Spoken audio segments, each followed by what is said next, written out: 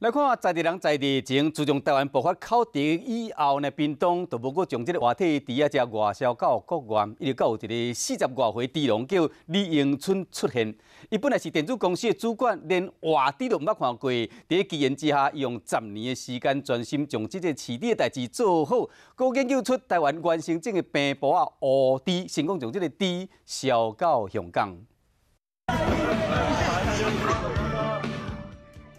一只乌猪，拢甲赶入去这餐柜内面，因为马上就要搭飞机去香港啊，加做屏东活体乌猪外销国际第一例。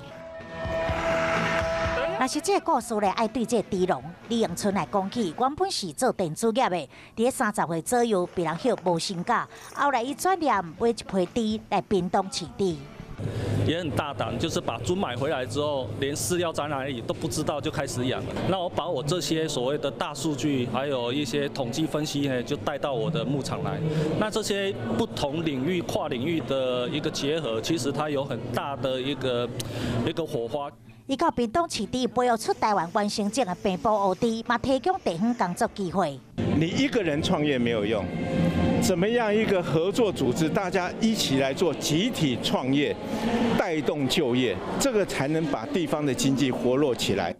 各种无共，来自地方的食材好滋味，也佫有亲像是鸡汤内面有加入粉粒的花菇、贡料的鲍鱼，创意料理和地方食材新生命，嘛带动地方的发展。